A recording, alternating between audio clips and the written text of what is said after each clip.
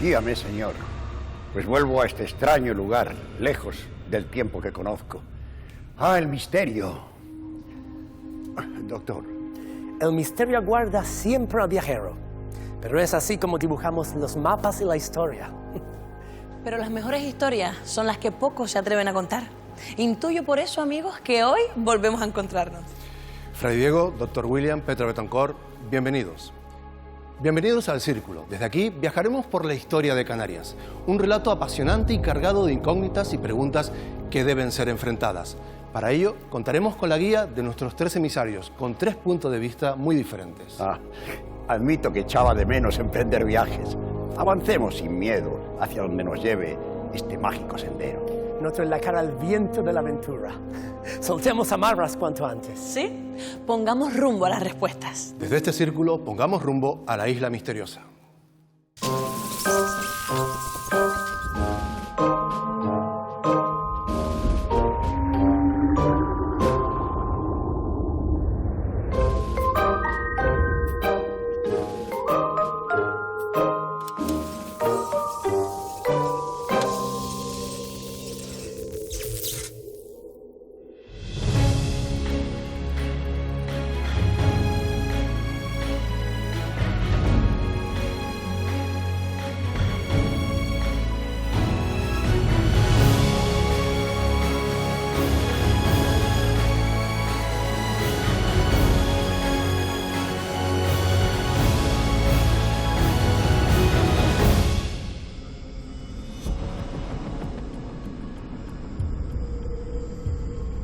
¿Qué es el poder?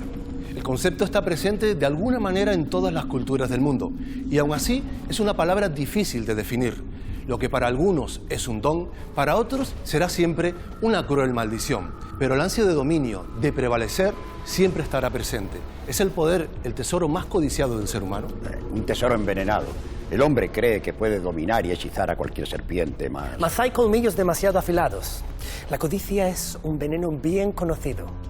¿Pero acaso no se puede ejercer poder con justicia? La justicia, doctor, ha sido pervertida demasiadas veces. El poder, en cualquiera de sus formas, lleva al ser humano hasta la oscuridad. Hay historias de pecado, sí, mas el Creador quiso también que de inmensa luz. ¿De qué tipo de historias de poder ocurridas en Canarias estamos hablando, Fray Diego? De aquellas que demuestran que la palabra puede doblegar a la espada. Pero también de supuestos poderes ocultos, de miedos que atemorizaron a los canarios durante muchos siglos. De dinero, ambición y muerte, para las que jamás se halló respuesta. Historias de poder con protagonistas muy especiales. Precisamente, si me lo permiten, me gustaría viajar hasta principios del siglo XIX, cuando la Santa Inquisición investigó una peculiar denuncia en Canarias. Una historia de supuestas transformaciones, ritos maléficos y hasta vuelos imposibles ocurrida en 1805. Un caso único en las islas, porque el Santo Oficio investigó a una pequeña de tan solo 10 años. Estas fueron las oscuras acusaciones y la inaudita historia de Jerónima de Vega, la niña bruja.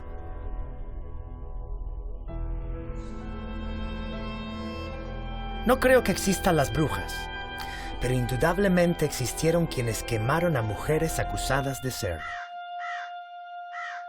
De ello, hace mucho tiempo se libró una de las acusadas. Una canaria cuya particularidad más notoria, además de, se dice, convertirse en hormiga, fue su edad. Jerónima de la Vega tenía tan solo 10 años.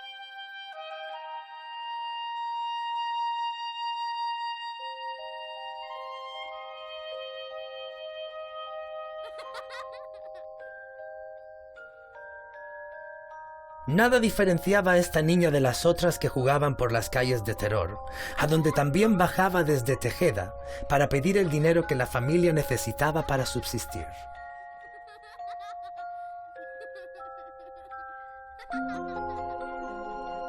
Jerónima de Vega era una niña que en el año 1805 tenía aproximadamente unos 10 años. Ella y su padre, José de Vega, solían recorrer la villa de Terror pidiendo limosna y por eso la niña llegó a ser muy conocida entre la población de la villa.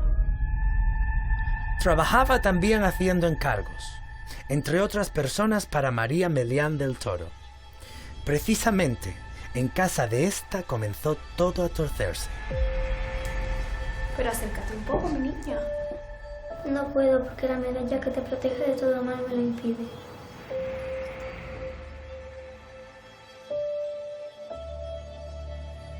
La niña en varias ocasiones pues rechazó esa invitación y ante lo que había dicho Jerónima y su negativa a sentarse junto a ella, la señora le pregunta que si se trataba de una bruja y la niña le dijo que sí. Jerónima no solo se confesó bruja, sino que detalló a María sus prácticas y correrías. Ella misma le cuenta a María Melián en esa conversación que tienen que una de las características o uno de los hechos que ella solía realizar era volar. Normalmente se dice que volaban pues, a través de ungüentos que se echaban para poder elevarse o diciendo alguna expresión como por ejemplo sin Dios y sin Santa María, ¿no? Y así pues emprendían el vuelo.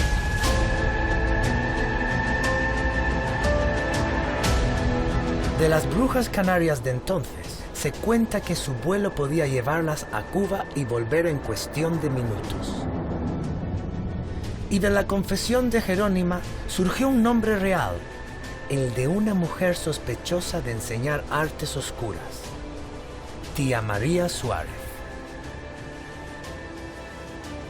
Los datos que hay sobre ella tampoco son muy numerosos. Sabemos que posiblemente debía ser también bruja. Ella vivía en Tejeda y en Tejeda fue donde formó a su sobrina. Ella decía que por la noche su tía la enseñaba a volar, al igual que enseñaba a volar a otras mujeres. Se consideraba como la bruja mayor o la bruja maestra, ¿no? Era la persona a la que Jerónima acudía para aprender todo lo relacionado con la brujería. Jerónima describió cómo despeñaron a un chico y cómo luego, encontrándolo vivo, lo sepultaron.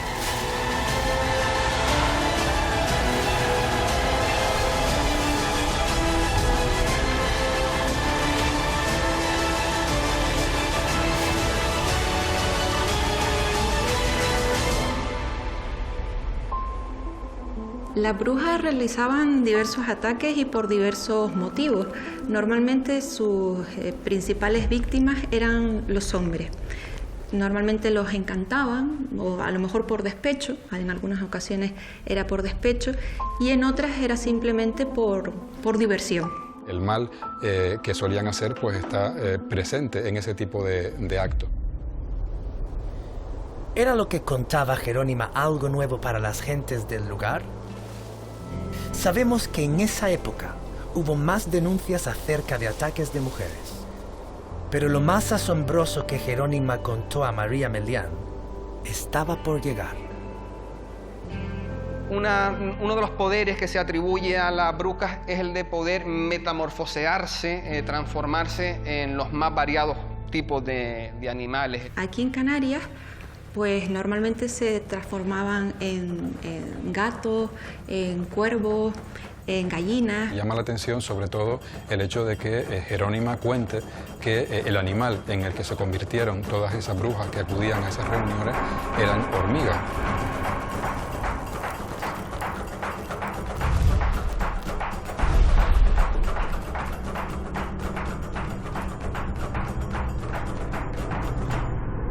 Pacientemente, María Melián escuchó a Jerónima.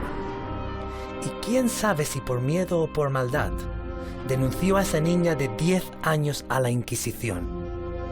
El motivo de la denuncia fue la previa traslación de su confesión a una vecina al cura de la época, don Juan Gabriel González, que inmediatamente trasladó a la Inquisición, como era lógico, la suposición de lo que pudiera estar haciendo. Afortunadamente, el Santo Oficio estaba dando sus últimos coletazos y el proceso contra Jerónima no llegó a ningún lado. En el caso de Teror se realizó el informe por el párroco de la iglesia, pero realmente en él no se indicaba prácticamente nada negativo, sino muy al contrario, se hacía referencia a la buena vida que llevaba toda la familia. El expediente en 1806 fue cerrado y no llegó ni siquiera a dictarse auto de prisión contra la niña. En cuanto a su supuesta mentora, Tía María Suárez, también pudo escapar de las garras de la Inquisición, porque nadie quiso acusarla o delatarla. Y también, evidentemente, porque la las brujas no existen.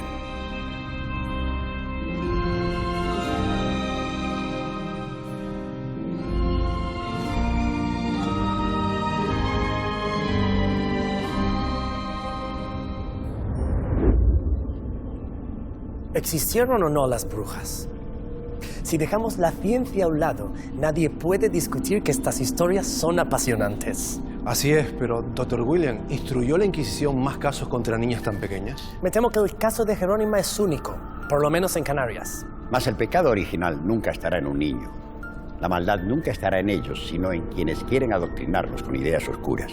El problema, Fray Diego, es quién define lo que damos como oscuro o luminoso. Ese poder siempre fue más peligroso que la brujería. No negaré que el hombre es imperfecto, que a pesar de defender muchas veces la verdad, confunde fácilmente sus pasos. Lo cierto es que finalmente Jerónima no fue procesada, a pesar de que afirmaba poder volar y convertirse en hormiga. Sin duda se trata de una leyenda, aunque se decía que para volar las brujas utilizaban ungüentos y gritaban «¡Sin Dios y sin la Santa María!». Novelesco y pintoresco es, desde luego. Y vano sacrilegio, simple superchería. Aunque cierto es que nunca faltaron quienes creyeron y creen que el maligno otorga poderes a sus siervos si repudian a Dios. Sea como fuere, admitirá que resulta curioso que las supuestas brujas canarias ni siquiera necesitaran escoba para volar. Todo lo contrario que en otras partes del mundo, según antiguos escritos. Científicamente entonces en Canarias ni el clima habitual, ni las papas nuevas, ni las viejas brujas tienen comparación. Las historias de brujas siempre fueron muy populares. Estoy convencido de que las fantasías de aquella niña canaria fueron solo un juego para huir de su heredada miseria. La pobreza es una lacra cruel y muy real, buen fraile. Siempre hubo quien sufrió injustamente la miseria. Pero no podemos olvidar tampoco que la riqueza no siempre trae consigo la paz, sino que a veces engendra maldición. Sin ir más lejos, conozco la historia de un polémico millonario que acabó flotando boca abajo en el mar. Un empresario de origen humilde, pero que consiguió dirigir un gran imperio mediático. Sin embargo, ni todo su poder evitó que perdiera la vida de madrugada en 1991, tras embarcar en su lujoso yate en Santa Cruz de Tenerife. A día de hoy, todavía se mantienen muchas interrogantes. Esta es la historia de Robert Maxwell, un hombre que quiso comprar el mundo, pero que se fue de él sin nada.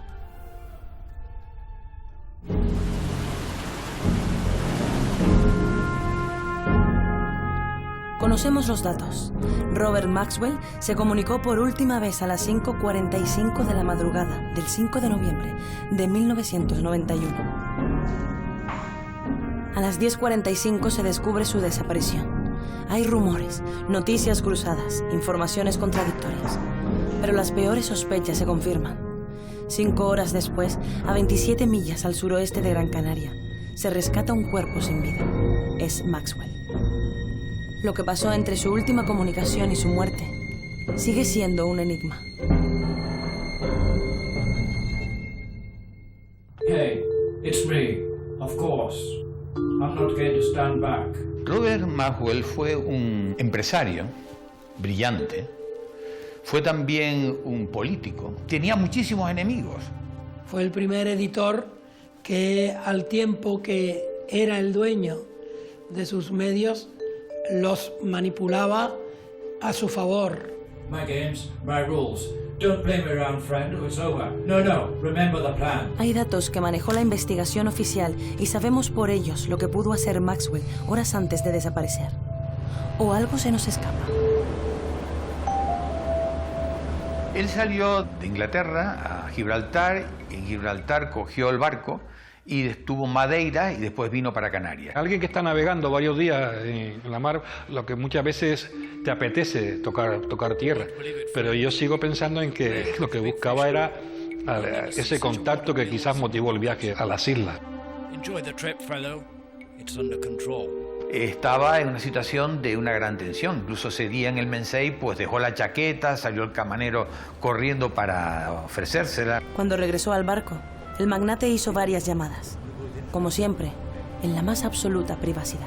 Lo llamaban continuamente de dudas, de decisiones, etc., ¿no? Y contestaba y salía y corría. Cerró la puerta con llave cuando salió, la última vez que salió ya del barco, ya la tripulación no lo vio más.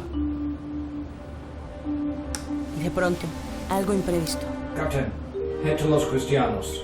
Ordena a la tripulación poner rumbo a Los Cristianos. ¿Para qué? ¿Con quién había hablado?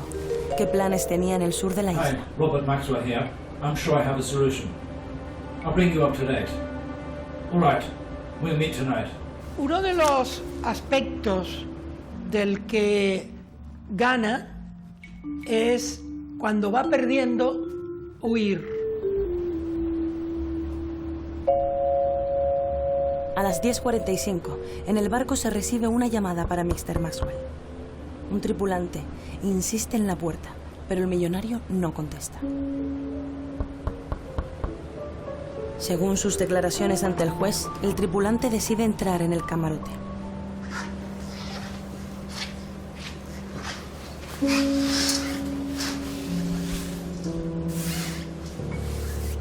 No hay nadie.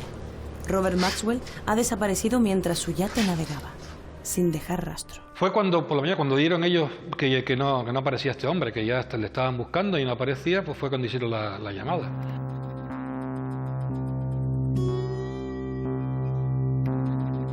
Cuando se hizo la llamada salió el SAR, que es lo que había en la época, y efectivamente dieron con el cuerpo enseguida.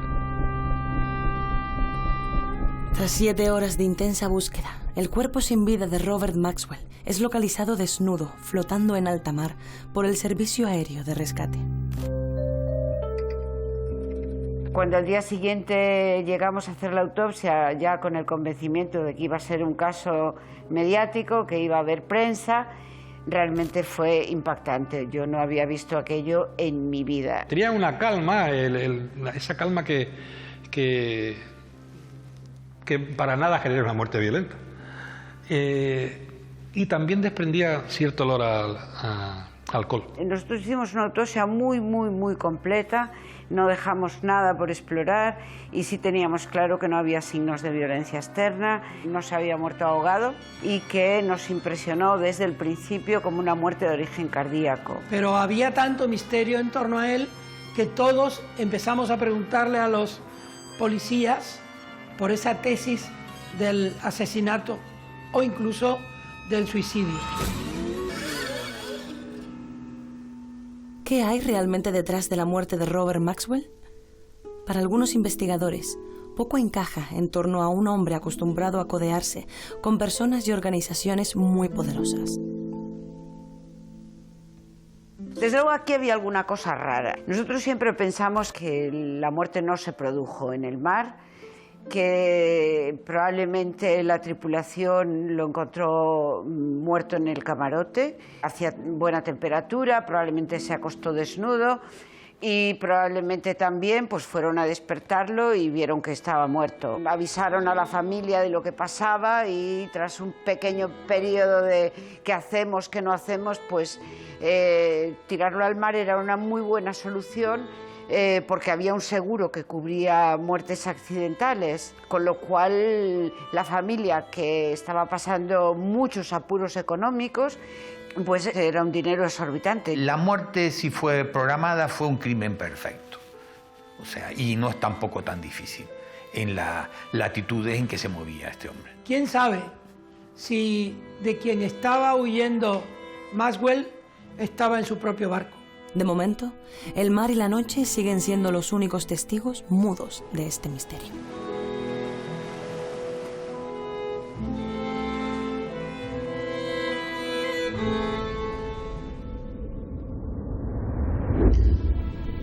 La muerte siempre llega sin avisar.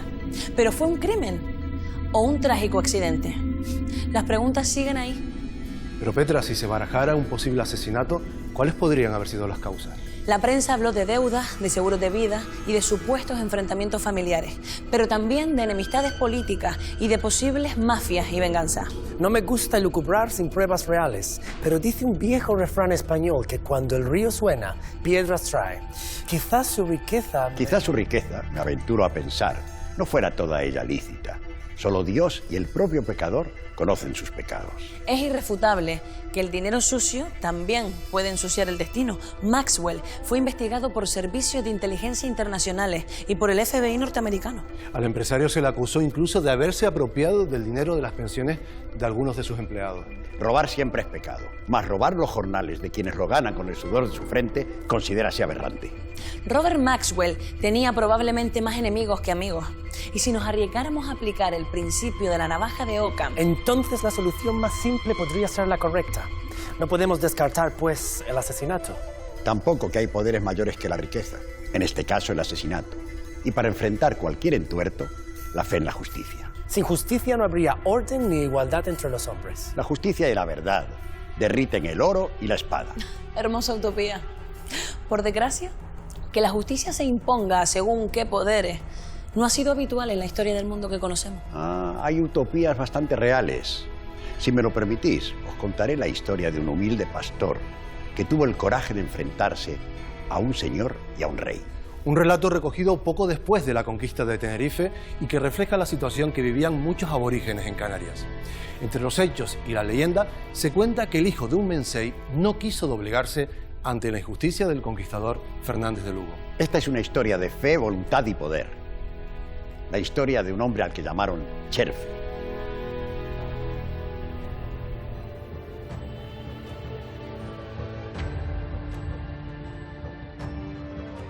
Dios nos salve de aquellos elegidos para impartir justicia que la justicia no contemplan. Y quienes las promesas no cumplen, sabe Dios que velar no pueden por la concordia. Por esto mismo fue señalado el conquistador y gobernador Fernández de Lugo en Tenerife. Pero ante sus infamias, un hombre valiente se alzó y plantaría batalla sin levantar la espada.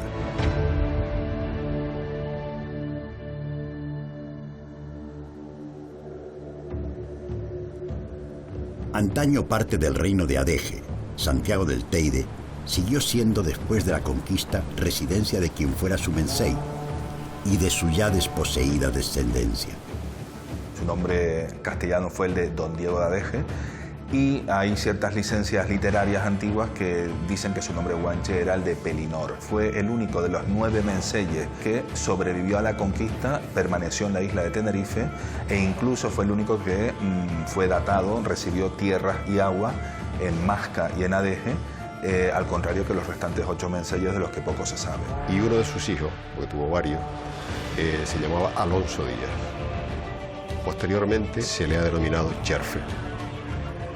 Habíase acordado el compromiso de concordia con los indígenas, sí, pero lejos del control de la lejana corte y de los ojos de sus cristianas majestades, Fernández de Lugo gobernaba a su antojo. Nunca respetó paces que no le brindaran ganancia y sus propias leyes urdía sin reparo. Si en el día de hoy, en el siglo XXI, todos conocemos abusos, tropelías e injusticias, pues nos podemos imaginar lo que podría ocurrir en el siglo XV y XVI con personas como fue don Alonso Fernández de Lugo, el conquistador y gobernador de la isla de Tenerife. Se sentía poderoso, nunca mejor dicho, por el hecho de que el rey estaba lejano, no lo olvidemos. De hecho, al parecer, él quería que todos los guanches fueran esclavizados, no fue así. Al bautizarte, pues, te podías integrar de alguna manera en la nueva sociedad que se estaba creando. Pero el destino tejió la madeja de forma caprichosa, porque en uno de los desmanes castellanos se vio envuelto un hombre distinto, poco acostumbrado a agachar la cabeza. Cherfe, antaño orgulloso, era entonces un humilde pastor. Vuestro señor reclama el ganado. No, las 4 cabras son mías. Venga. Levantaos y alegradme la guardia.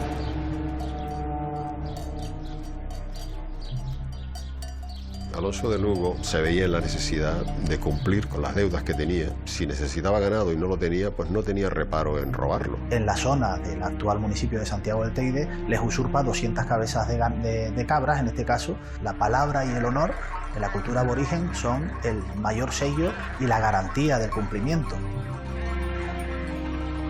y ven cómo esa palabra y ese honor al que ellos siempre cumplen, pues ha sido violado por parte de quien representa la corona en la isla.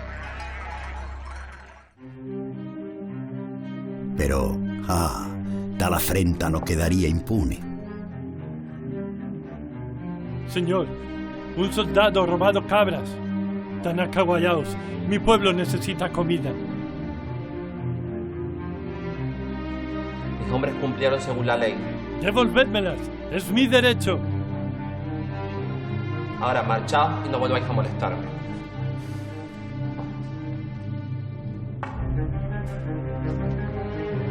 Había sido Cherfe testigo de muchas villanías. Pudo rebelarse como aquellos otros canarios que se ocultaban en la montaña y reclamar pago a la ofensa con sangre castellana. Pero ¿de qué serviría? Más que venganza, Cherfe ansiaba justicia. Pensemos que este señor, Alonso Díaz, vio el fin de su mundo, el fin de su sociedad. Entonces no tuvo otra opción que confiar en el sistema y agarrarse al sistema pues, para poder defender a él, sus intereses y el de los suyos. Bien es cierto que pruebas no tengo de ello, pero algunos dicen que el audaz Cherfe partió en busca de una autoridad mayor. Iría al encuentro de aquel al que todos llamaban rey. Hay diferentes opiniones de diferentes autores. Por ejemplo, don Emeterio Gutiérrez de Icó, hay un artículo que publica en 1923 en el que dice que sí, que viajó a la corte y que habló con el rey. Sin embargo, don José Antonio Cebrián Latasa dice que no, que fue a la península, pero fue llevado como esclavo. Se puede documentar que hubo por lo menos la intención de ir a la corte. Bueno, lo referente a ese viaje, que nos podemos imaginar que fue bastante complicado en ese tiempo, en esa época, tratándose de un guanche, de un canario, tendría contratiempos por todos lados. A mi entender, su convencimiento de que tenía que resarcirse de esa injusticia fue lo que le ayudó a seguir adelante. Ignoramos qué pudo sucederle a Cherfe en el camino a la corte itinerante de Fernando el Católico. Sí sabemos a buen seguro que de algún modo su denuncia llegó a los oídos reales. Cherfe, el audaz pastor, hijo de un mensei, estaba ante el rey.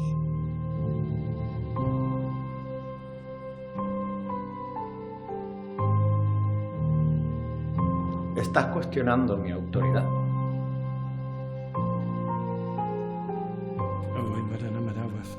Solo quiero justicia.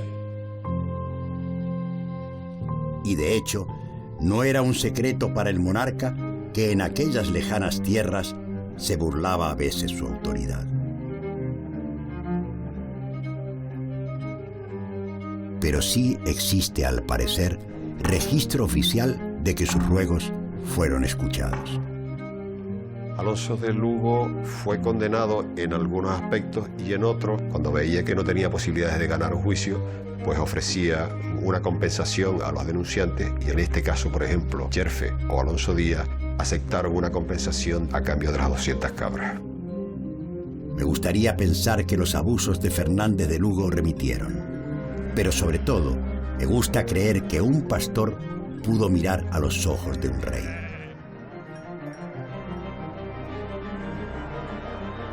Porque ninguna autoridad mortal debería estar por encima de la dignidad del hombre.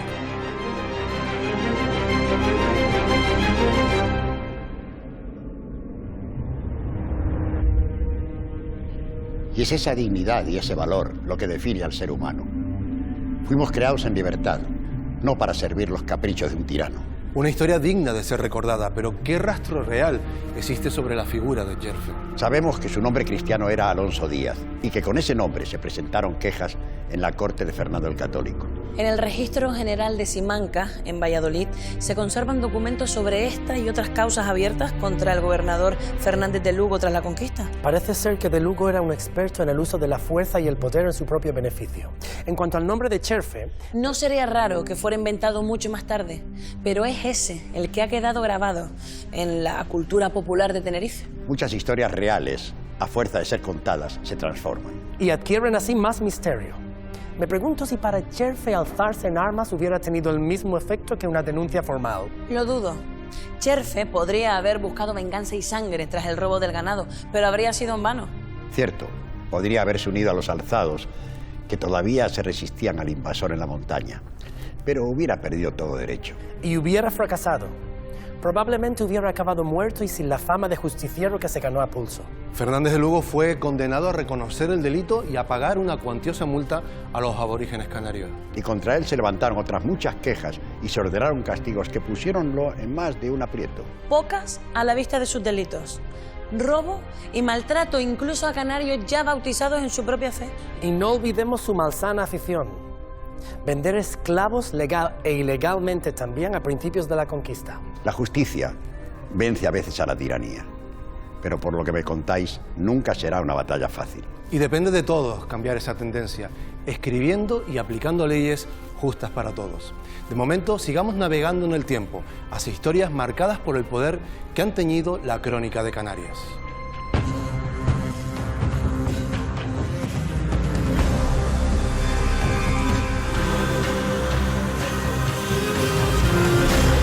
¡Por Dios y por la gloria!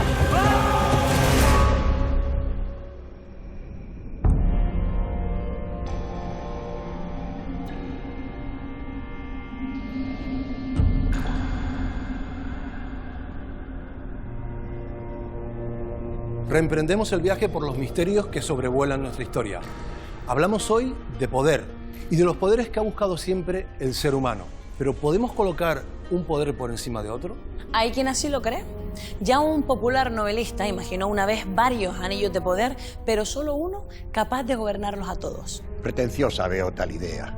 Si verdaderamente existiese ese poder, los creeríamos no hombres, sino dioses. Conociendo la soberbia, la avaricia y la violencia de muchos hombres con ansias de poder, no me extrañaría que mataran por tenerlo. Enloquecerían y, cegados de pecado, adorarían ese poder. Como un macabro tesoro. Mi tesoro. Perdón, ¿me he perdido algo? Es una larga historia, Fray Diego. Sin embargo, hemos hablado hoy del poder de la magia, del poder del dinero y del poder de la justicia. Pero ¿qué otro poder se podría equiparar a estos? Sin ir más lejos, hay uno por el que han luchado a su modo ya no solo soldados, sino pensadores, reyes o artistas. El poder de trascender. Estás hablando, amiga mía, de fantasmas. Quizás. Pero quiero hablarles sobre todo de un hombre muy real que dibujó la magia en la que creyeron generaciones de canarios. Un artista irrepetible y también la historia de un fantasma que se pasea por un museo. Porque la historia y la leyenda de Antonio Padrón van incluso más allá de su fabulosa obra. ¿En qué inspiraba sus cuadros? ¿Creía realmente en otras realidades? Esta es la historia de aquel que pintó el misterio en vida y del que quizás también lo abrazó en la muerte.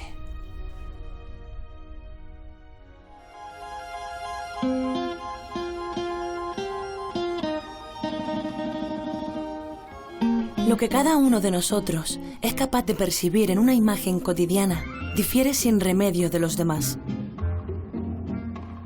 Donde alguien ve un simple juego de cartas, otro verá el abismo de un futuro por llegar. Donde hay vida, sin remedio siempre habrá quien vea muerte. La obra del genio galdense Antonio Padrón parece jugar con más de una realidad. Y hay quien dice que incluso tras su último aliento fue capaz de dibujar un misterio más allá de lo palpable, en las estancias y pasillos de la que fue su casa.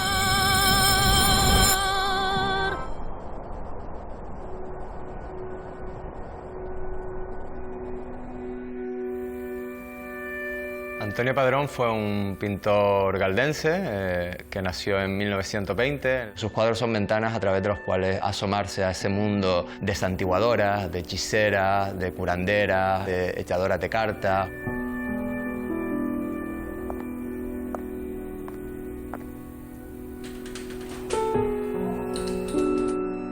Tiene muchísimas obras, muchísimas, dedicadas a algunas historias que tienen que ver con las creencias de los mundos mágicos, del más allá, del mundo canario que había en esa época.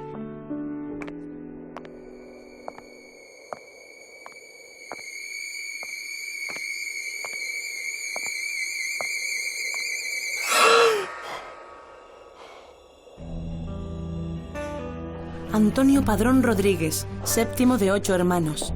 queda huérfano de padre y madre con solo 9 años, y este temprano contacto con el dolor pudo quizás cambiar su forma de ver el mundo. Ay, tan joven que era, Pepe. Tan... Y fíjese, José, que es una pena, se murió también. Ay, Pepe, lindo. Que Dios lo tenga. La muerte de sus padres arroja sobre su existencia una sombra que siempre le va a estar persiguiendo, esa orfandad.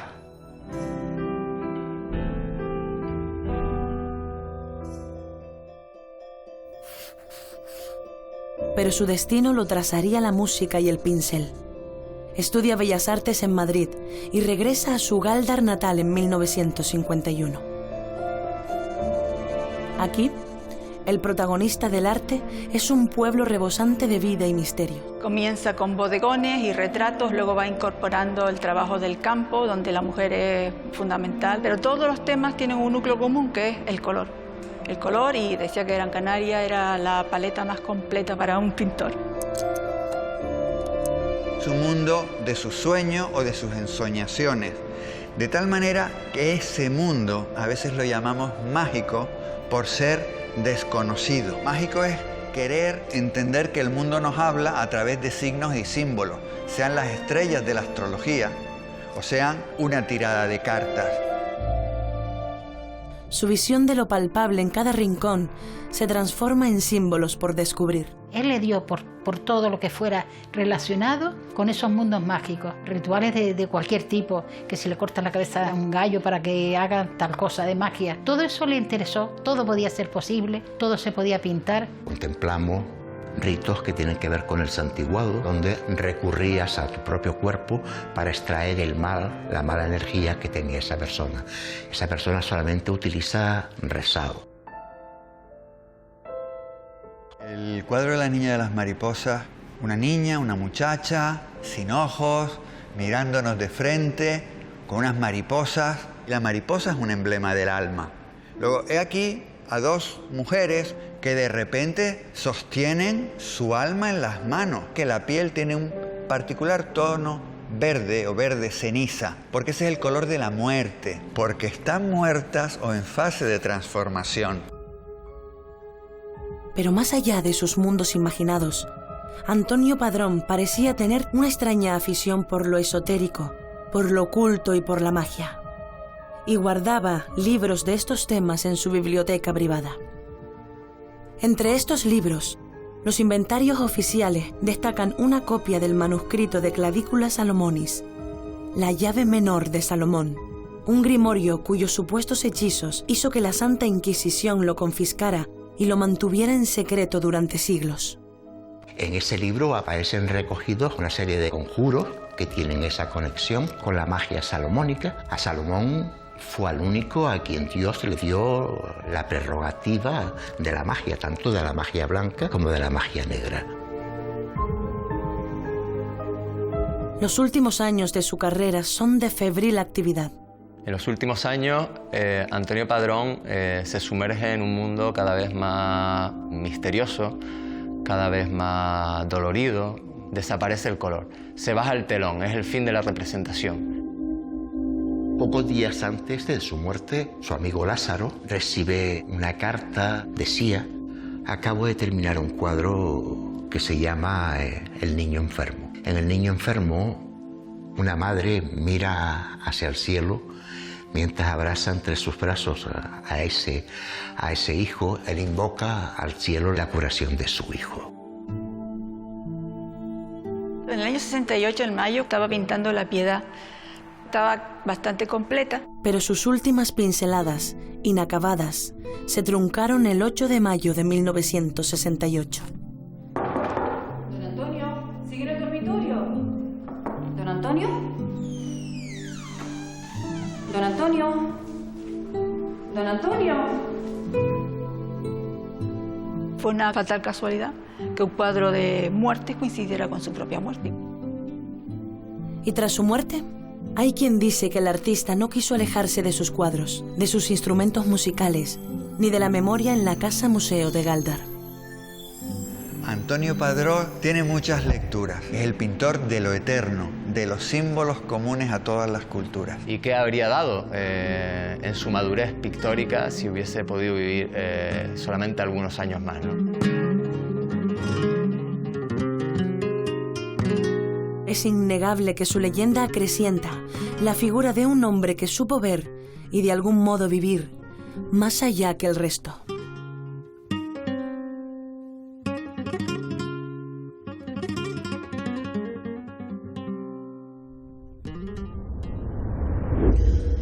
Y así, el legado de Antonio Padrón, el pintor de la tradición y la magia, trasciende el tiempo.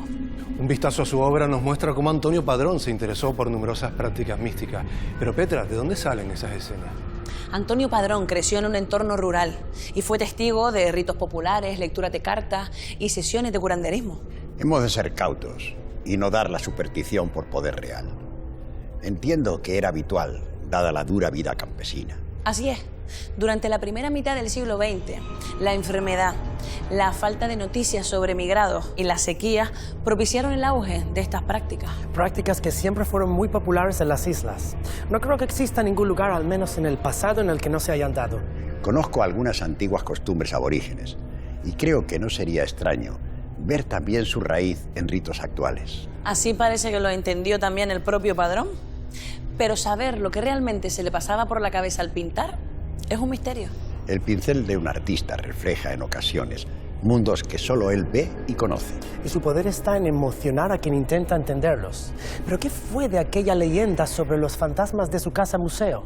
Antiguos empleados del museo y del juzgado del mismo edificio hablan de fenómenos extraños, pero no existen pruebas físicas de ellos. Estos testimonios han descrito luces que se encienden y que se apagan, pasos y objetos que cambian de lugar. Un misterio más para nuestro archivo. Espero al menos existan visitantes de carne y hueso a este museo. Los hay. El arte de Antonio Padrón sigue fascinando a este lado de la realidad.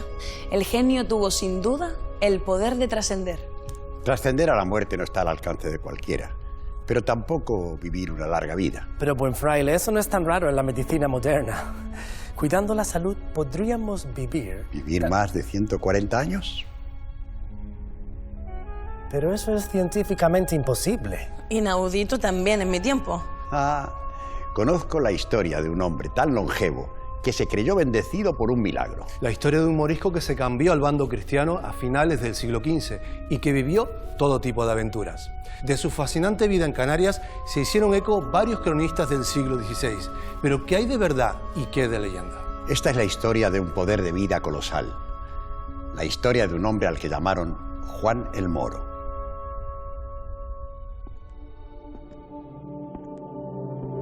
Muchos son los hombres que han desafiado lo que el resto de mortales damos por mundano. Conocemos por las escrituras a Matusalén, el más notorio de los seres longevos, pues vivió 969 años. Noé alcanzó los 950 y Adán, a pesar de su pecado, los 930. Su rastro quedó en las milenarias escrituras, mas pocos saben que también aquí un hombre pudo burlar, por gracia sin duda del Altísimo, el poder del tiempo. Cuentan de él, a el misterio, que estuvo 146 años entre los mortales.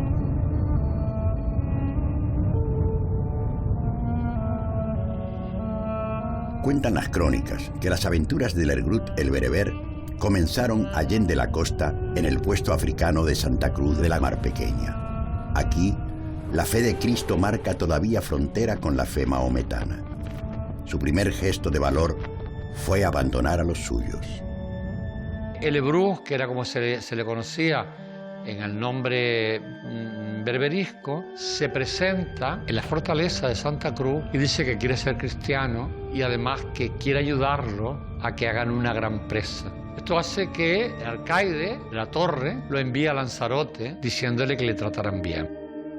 El Ergrut renunció a su impuesta religión y demandó ser bautizado al cristianismo. ¿Renuncias a tu falsa fe y te entregas a la verdadera de nuestro Señor Jesucristo? Sí, renuncio. Ego baptizote in nomine Patri, et Filii, et Spiritus Sancti.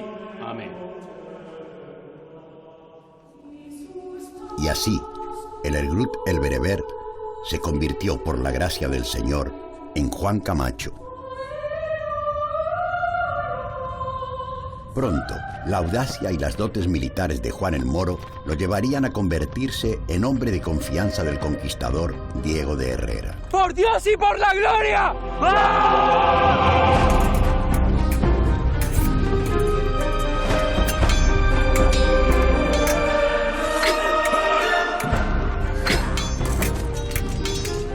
Dícese que el bravo Juan participó en 47 cabalgadas desde Lanzarote contra el infiel de Berbería. Fue utilizado como guía de actividades militares, que eran pues desembarcos en busca de saquear a los naturales africanos, pues robándoles o incluso capturando a los propios indígenas para esclavizarlos o bien para luego cobrar un rescate por ellos. Y sabe pues dónde están las aldeas o los grupos nómadas donde se instalan, dónde están los recursos, qué cosas pueden comercializar. Entonces, para los que hacen las incursiones, sin el papel de estos adalid, no podrían tener efecto muchas de esas capturas. Un hombre de tal experiencia tuvo que dejar profunda huella entre los suyos. La edad media de vida en aquel tiempo era en torno a 40-45 años. O sea, pasar de 80 ya era increíble y de 100 completamente inusual. También narran algunas crónicas que incluso contrajo matrimonio a la edad de 144 años con una doncella a la que aventajaba en 1 siglo y 20 años de edad, y que a esa muchacha le brindó un hijo fuerte y sano. Fabuloso vigor, pues, se le supone. Célebres cronistas y reputados testigos dan por cierta la fabulosa historia de este hombre. El obispo Figueroa, en una visita que hizo aquí a Teguise con el capitán general de Canarias, Benavides, y Argote de Molina, lleno de Marqués, dejaron escrito de que era un señor que iba muy recto a pesar de tener 140 y pico años. Le dice que él se conservaba así porque bebía leche de camella, no solamente cruda, sino mecida. Era un tipo de alimento que utilizaban los moros sobre todo al mezclar leche con dátil y obtenían esa mezcla que decía leche dulce. Confieso que se me hace difícil imaginarlo todo exactamente como se relata. Mas ¿quién soy yo para juzgar los designios del cielo? Así, se recoge oficialmente que Dios lo reclamó para su reino, cumplidos los 146 años de vida. De 146 años moriría de viejo, no sabemos ya a esa edad de que murió, pero sí se decía que estaba recto como una vela, ¿no? Que caminaba erguido. En el siglo XVI, que es lo que estamos hablando, con el caso de Juan el Moro, en el Museo Arqueológico de Tenerife tenemos restos esqueléticos que las personas, a pesar de tener la población general una esperanza de vida de 31 años, podían llegar a los 70 años perfectamente, incluso 80. ¿Que podían llegar a los 100 años? Sí. Ahora, llegar a 140 años ya eso es, no sé, pues yo no lo he visto desde luego en ningún sitio. ¿Verdad o leyenda? ¿Milagro o invención? Eso, me temo, quedará durante largo tiempo entre la niebla del misterio.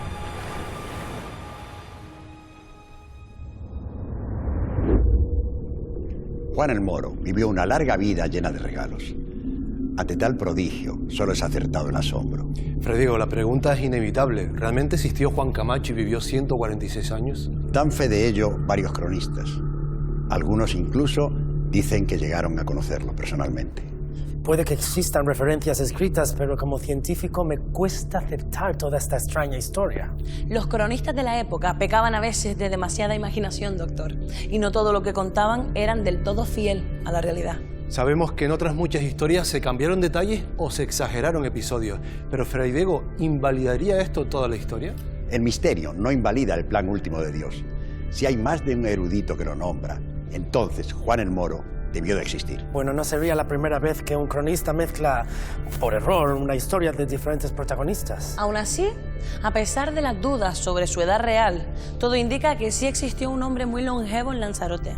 Y convendremos que por ello es lógica la fama que se le otorgó. Sí, porque a principios del siglo XVI la esperanza media de vida era de tan solo 40 años. En el siglo XXI hay algunos científicos que estiman en 150 años el tiempo que al menos en teoría podría vivir un cuerpo humano. Dios sabe que no han sido tal hazaña. No creo que importe el tiempo de vida, sino la vida puesta en el tiempo concedido. Así es, pero volvamos al tema principal de esta noche, las distintas formas de poder a las que ha accedido el ser humano. ¿Qué hemos aprendido de todas estas historias? Que como dijo un tío mío, un gran poder conlleva siempre una gran responsabilidad. Porque el poder enaltece a los hombres, pero también es capaz de corromperlos. No podemos juzgar a la humanidad por el turbio corazón de unos pocos. Debemos enfrentarnos a ellos y sortear el abismo, evitar el engaño, no acatar la injusticia. Porque solo así se puede construir el futuro. Fray Diego, Dr. William, Petra Betancor, gracias por acompañarnos en esta travesía a través del tiempo.